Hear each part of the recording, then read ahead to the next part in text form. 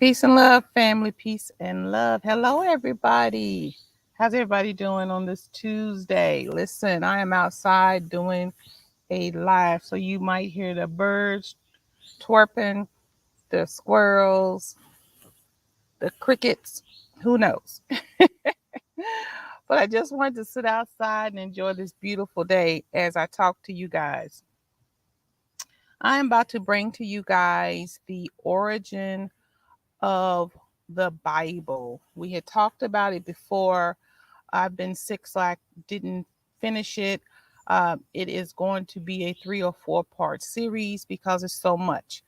But I ran across this guy. It's called Useful Charts. A great guy. If you do not know about him, go on YouTube, go to his channel. He really breaks down a lot of things. And so he made my work a little bit easier for you guys. I'm going to play from Useful Charts. And as I'm playing from that, we will talk about just different things step by step. Guys, I believe that it is important to know what you so-called profess. It's important for us at this stage to be on a higher level of thinking. I think if we can get there, we can change things because that's what it's really about. Rather you believe in the Bible, the Torah, the Quran, the Talmud, whatever it is that you are professing, the whole point of the books is to make you better. It is to make you a better person. It is to make you better in society. It is to help you to live a better life. If you have all of the knowledge of the books, if you have all of the knowledge of the world, but your morals and values are off, you are lacking. And you will find that your life will not be as fruitful as it could be. A lot of times we always tend to think that money means um, that we've made it, that we've arrived, as we say. If we're getting the bag, that we're there. But that's not really what life is about. Life is about being happy, feeling good, experiencing all of the different things in life. Your family happy, healthy, um, being at peace. There's no sense of having all the money and you don't have any peace. So, what I am trying to do is to bring us to a higher knowledge of this book, of the knowledge of God, of ourselves, and even of the world that we live in. So, I'm going to be playing from you guys. Like I said, it's useful charts. We will stop in between. But, guys, listen, this guy is coming from uh, he's coming from a literal perspective. He's not coming from a religious perspective. So what we're getting now is from him is that we'll be getting a lot of history, a lot of dates, a lot of times, a lot of just the basic information on the subject. Now I'm using this under fair use. I will be commentating throughout, but this is really for educational purposes. The disclaimer charts, please subscribe to this guy. He's great in breaking down these charts, and it's just really educational. So I'm going to play and then we'll walk through. But guys, take time, share this video with all of your church friends, people who are interested in knowing this word a little bit deeper. Share this right here. This is awesome. Okay, so let's go ahead and we're going to start and play a little bit, and then we'll commentate throughout. The Torah, then? Well, Christians call the first 5 books of the Old Testament the Pentateuch, meaning the 5 scrolls. These are Genesis through Deuteronomy. For Jews, these same 5 books are called the Torah. So the Torah is simply the name for the first 5 books of the Tanakh, which happen to be the exact same 5 books as the first 5 books of the Christian Old Testament. Okay, now, guys, this is something I've always said that we need to know. So many times as Christians, we argue about whose book is right, and the Bible is more accurate than the Quran. Quran is more accurate than the Bible. The Jews say their book is more accurate. The bottom line is that all of these books were taken from the same scrolls. Translation may be a little different, but basically a lot of these stories are the same story, guys. It's the same books. We need to quit arguing over religion and get to what God is really trying to say to us, what he's trying to teach us, where he's trying to put us. It's no argument. These books came from the same place.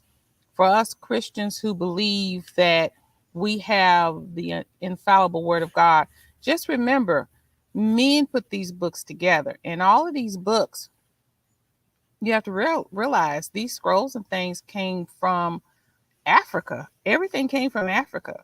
So when we say that one word is better than the other, we just need to broaden our horizon when we say that and see that all these books come from literally the same place.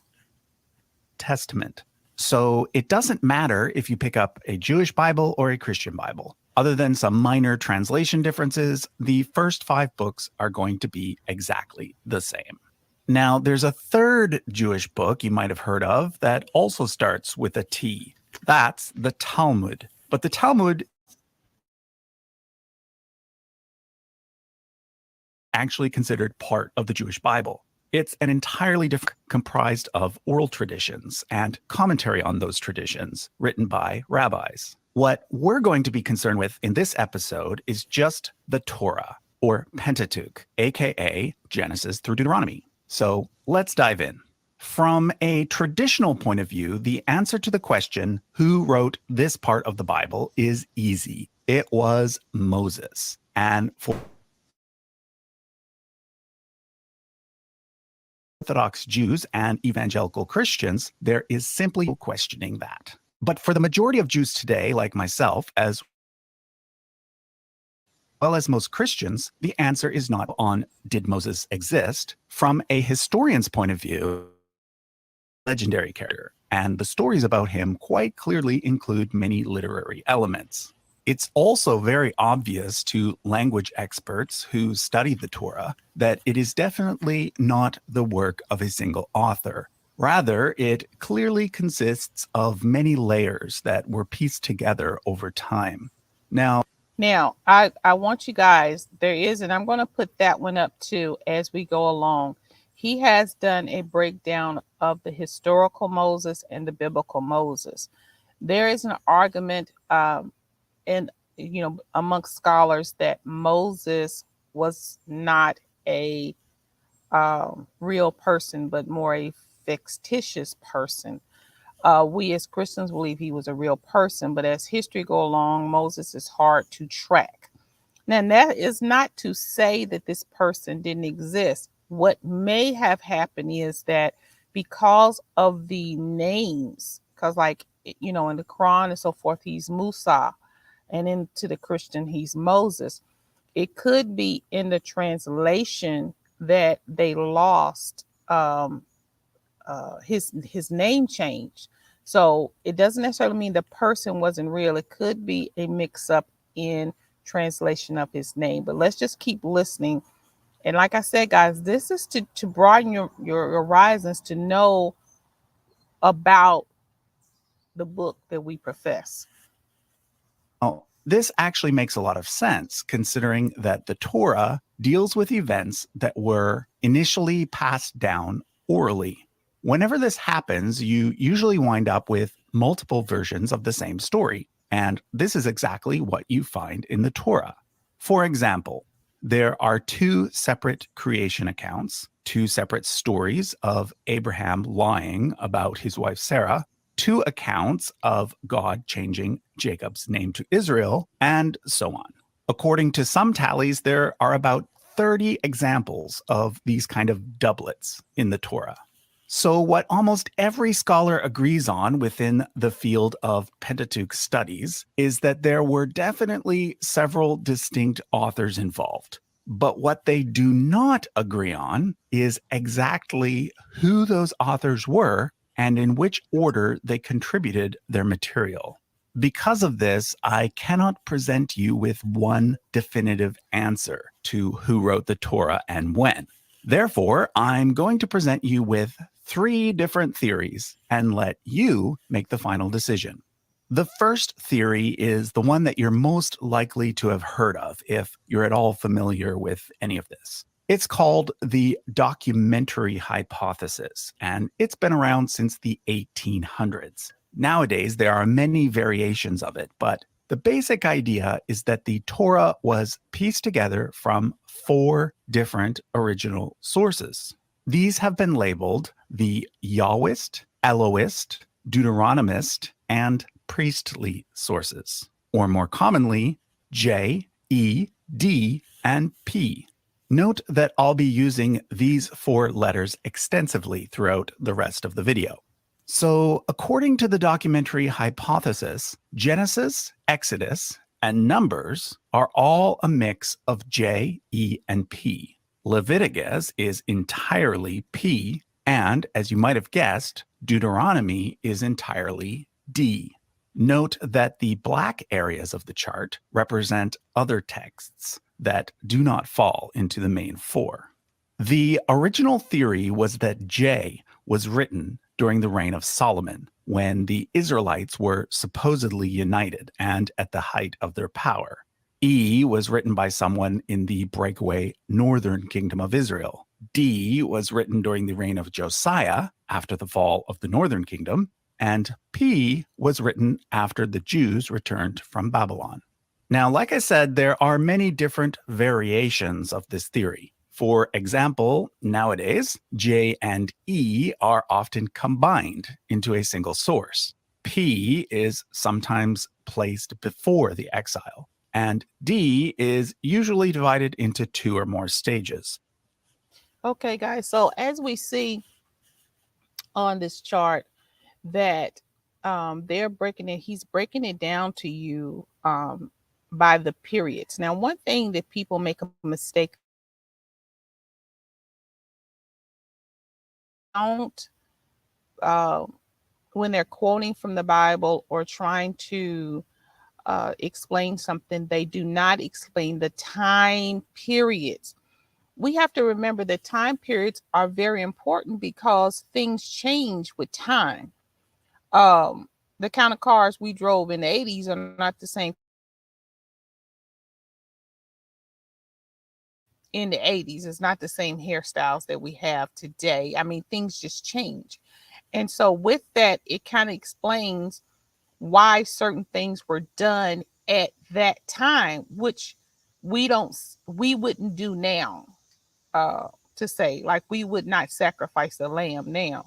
Our sacrifices are more monetary because most of us are not farmers. We work for a living and we get a salary. So we have to be mindful of times. When people say times don't matter, yes, it does when it's according to these that we're reading in the books. Let's skip a little bit and let's go here. Okay. It was only later that Jacob and Israel were merged into a single character.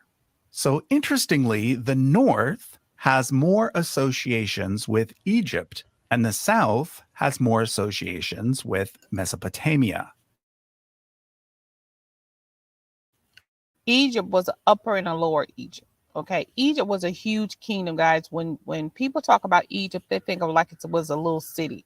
No, Egypt was huge, and that's why it's important to know dates, times, and you need to know the landmass and the people that were there to really understand the stories that you're reading in these books.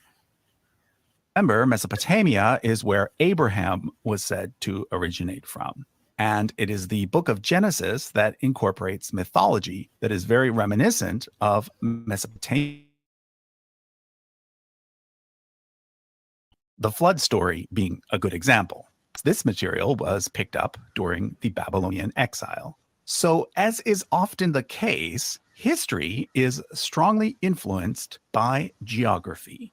Because the Israelites were for so many centuries nestled between two major powers, Egypt on one side and Assyria Babylon on the other, it's not surprising that they developed a culture that fused elements from both these powers and their various interactions with them.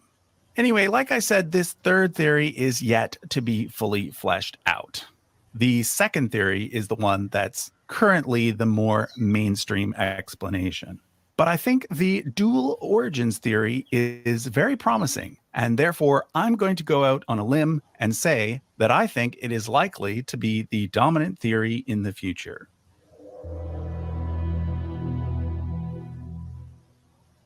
So in episode 1, we learned that what Christians call the Old Testament is actually pretty much the same thing as what we Jews simply call the Bible or the Tanakh.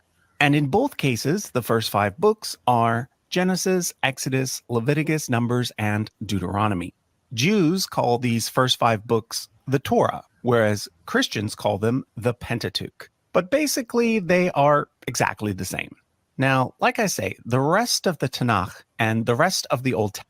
Now, guys, we do know the Torah is the Bible, the books that the Jews use, and the Pentateuch is what Christians use that we call the Old Testament, if you're not familiar with that term. Testament is pretty much the same too. I say pretty much because there are 2 main differences. First, the order of the books is slightly different. And second, if you're reading a Catholic or Eastern Orthodox Old Testament, there are going to be a few extra books. This is something I forgot to mention in episode 1. But regardless of whether you are reading a Protestant Bible or a Catholic Bible, Christians usually divide the Old Testament into 4 sections. After the Pentateuch, you get history, poetry, and prophecy. The history section has 12 books, although Catholics include an additional 4. I've shown these books slightly shaded. Poetry has 5 books, 7 if you're Catholic, and prophecy has either 17 or 18. So in total, there are 39 books. Okay, so I want to stop right here to just look at the books. Now, where you see history, where the Catholic has Maccabees 1, Maccabees 2, Judith, and the Tibet, we have to remember they took those out of the King James Version for whatever reason. I'm not sure, but they took them out of the book. But those books are still important.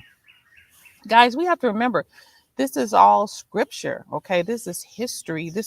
Some people say you can't use the Bible as a history book, but it is history. It may be some things in there that they have, blew up or exaggerated, but it's still history. These came from the scrolls that they found, guys. So it's still history. So look at all these books. Look at the ones that is in the Catholic that is not in the King James, but that doesn't mean that they're not important. They're still important to the whole picture and scheme of things. In the Protestant version and 46 books in the Catholic version. Let me now explain to you how the Jewish Bible is slightly different from the 2 Christian versions. First off, the 7 Catholic books, which are usually referred to as the Apocrypha, are not included. However, keep in mind that those 7 books were in fact written by Jews and are considered by Jews to be important books of Jewish literature, but they are not official parts of the Jewish Bible. We'll be looking at them in episode 4 of this series. However, everything else you see listed on the Old Testament side is included in the Jewish Bible. It's just that the order and categorization is slightly different. In the Jewish Bible, there are only 3 sections, not 4, 12 through 26. This law code may have existed as a unit prior to. Okay, right here. I These skipped are a little labeled bit. J, E. Let me go back just a minute. I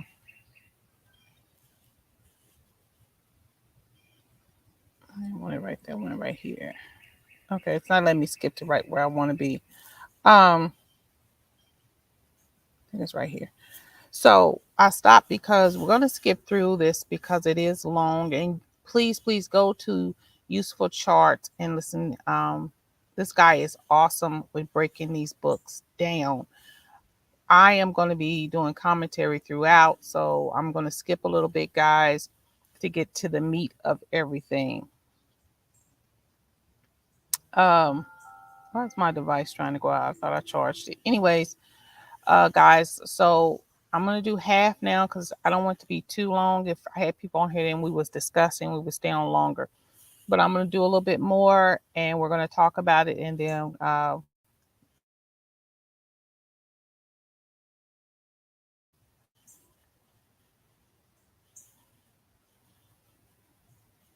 by the Deuteronomist school were not fully completed during the reign of Josiah. In fact, scholars think that there are at least 2 layers within D, the first being written during Josiah's time, and the second being written later after the fall to Babylon. And I should also point out that we can further divide the D material by some of the original sources that it initially relied upon. For example, within Deuteronomy is a section that stands out as being a complete document unto itself. This is known as the Deuteronomic Code and can be found in chapters 12 through 26. This law code may have existed as a unit prior to the time of Josiah and may have been the document that was supposedly found by priests and presented to the king. It is distinct from 2 other law codes that can also be found in the Torah. I didn't mention it in episode 1, but the priestly source actually contains a distinct unit called the Holiness Code that may be older than the priestly source itself. It can be found in Leviticus 17 through 26 and is sometimes considered as a separate source, labeled H. Finally, there's the Covenant Code, considered part of E, found in Exodus chapters 20 to 23. But back to the former prophets. The book of Samuel appears to be centered around 2 story arcs, both of which may have originally existed as separate documents. These are often called the accession history of King David and the court history of King David. In a similar rely heavily on 2 documents, now lost, known as the Chronicles of the Kings of Israel and the Chronicles of the Kings of Judah. Note that these are not the same as the 1st and 2nd Chronicles, which we'll be talking about in the next episode. Joshua and Judges are likely based on many sources. One of these is a. Okay, so we see that he is telling us about the different sources from where some of these books came from. Now, guys, you have to dive in. If you're going to be a student of the word, you have to dive in yourself to all of these different sources and codes. We did on the first one, we talked about the steed, the black steed, and different things where scripture came from. Now, a lot of people are saying that the Bible scriptures were copied out of Kemet.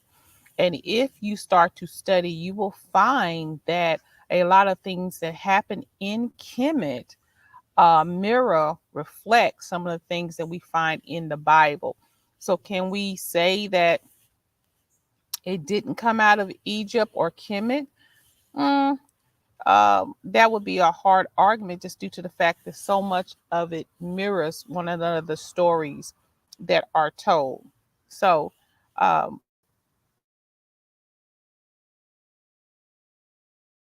things that you need to dive in deep and know. Hymn known as the Song of Deborah, found in Judges chapter 5, verses 2 to 31. Based on its grammar, some scholars believe it to be one of the oldest texts in the entire Hebrew Bible. Interestingly, it names 9 Israelite tribes instead of the usual 12. I should also point out a source that is mentioned in the book of Joshua and several other places. This is the book of Jasher.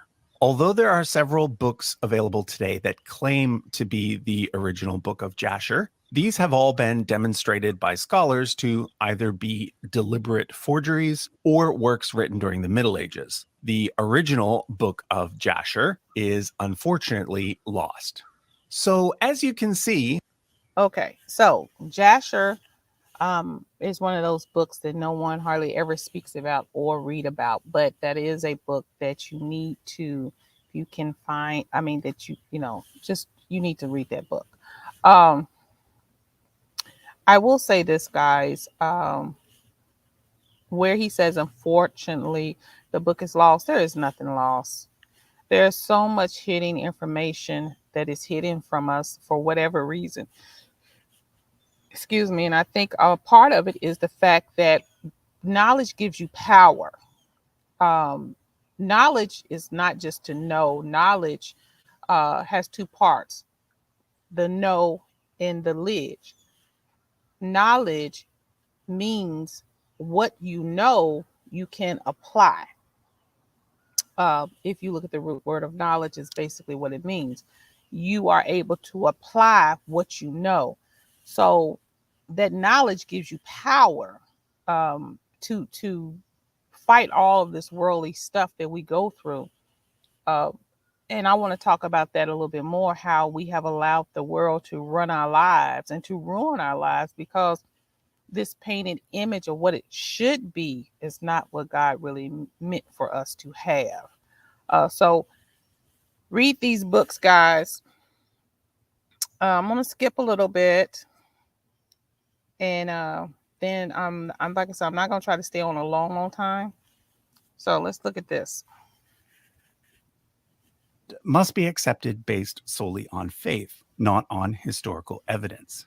Don't misunderstand. I'm not saying that it's always wrong to believe something based on faith. I'm just saying that it's important to know the difference between which of your beliefs are based solely on faith and which are based on verifiable history. Okay, next up. So you hear that, guys? We believe in it, and as faith people, that's what our faith is based in faith. We believe in the unseen. But also, God made us intelligent enough to know. He made us intelligent enough to know truth and to understand truth. As the Bible would say, uh, to know the truth. And to be able to take this truth and explain it uh, to the world. Our children nowadays are not faith based like we are. Our children are those people who want to know. And if you cannot explain the book like this to them, then they faith, so then they lack the belief in the word. And if they lack the belief in the word, they lack a belief in God. So we have to come up one level just to deal with this new generation. Up is the book of Proverbs. It too is not really a single book, but rather a collection of texts written by different people during different time periods. Basically, it can be divided into 6 sections. Although the book begins with the phrase, the Proverbs of Solomon, son of David, most scholars believe that the first 9 chapters are actually a prologue, probably added during the Persian period. This initial section consists of 15 separate poems dealing with Now, guys, specific topics. The word proverb refers to a short, wise saying, and therefore the Proverbs section of the book doesn't actually start until chapter 10.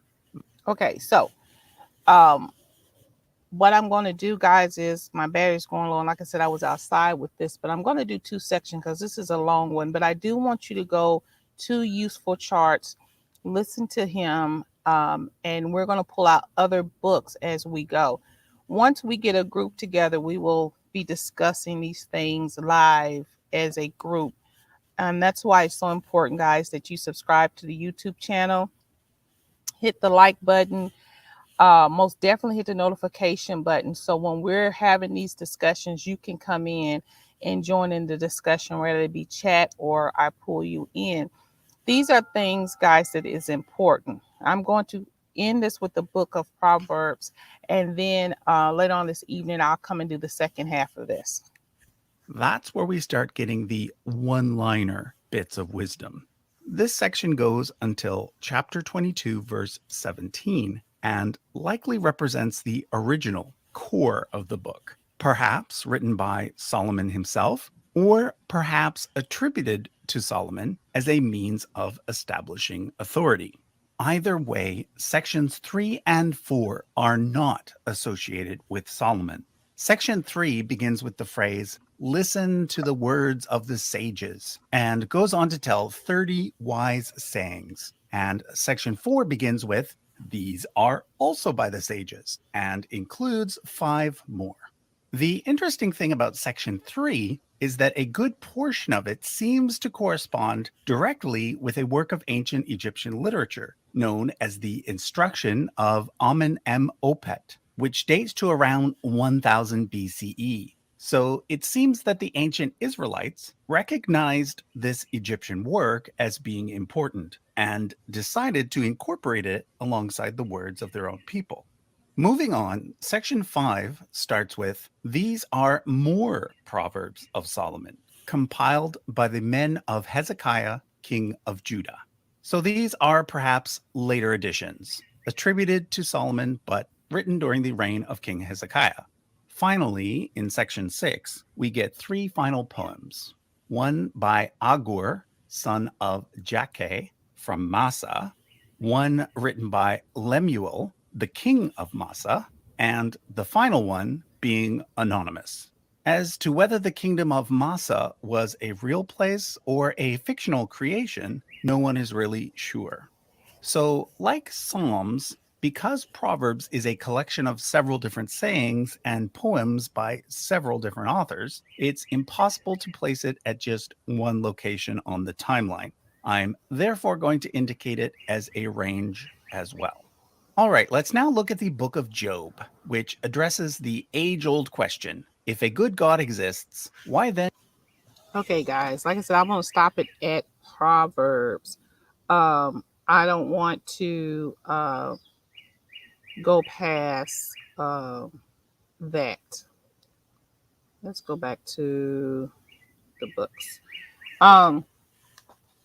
Because my battery's going down and I didn't want this to be long, but I will come back this evening with the second half of this.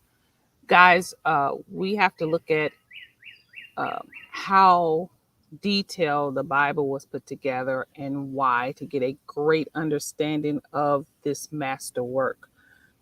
It is important that we know the history because, like I said before, our young people want facts. They want to know where it came from, why it came from, who it came from, and all of that. So we need to know a little bit about the book that we profess. It's just like your car. You get a manual with your car and you read that manual to make sure you're putting in the proper oil, the proper gas, and so forth so it'll run well. This Bible is to help us to run our lives and to live better and to become better. And if you know the word, but you're not putting that word forth in your life, then it's just void. I mean, you might as well read a comic book. The whole premise of the word is to make you better and to do better. Does that mean we're going to make mistakes? Not make mistakes? No, we're going to make mistakes. We're human. And that's part of the word too, teaching you how to overcome that flesh and those fleshly desires through the word and the practice of the word. I ended Proverbs because it's a lot to take in. Just a little bit I've given you. I want you to go and research what I've given you, research different scholars, research where these books came from and why they where he was talking in Proverbs that the Egyptians or the Hebrew Israelites added some of the Egyptian teachings to their own word. We have to remember that the Israelites were in Egypt for a period of time, that Moses was in the house of the Pharaoh for a period of time.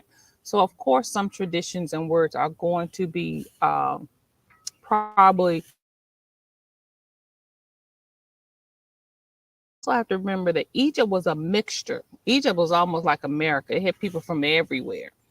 And Egypt also allowed each of those cultures to um, worship their own gods. That's why Egypt seemed like it had 100 million gods. It's just the fact that you had so many different people from so many different places that each of them had their own gods and their own worship. Now, so um, guys, I'm going to end this right here. Please study this. Please share this. Please subscribe. Hit that like button. Let everyone know what we are doing. And that we will continue this study later on this evening. All right, guys, peace and love, and I will be back at y'all later on. Remember,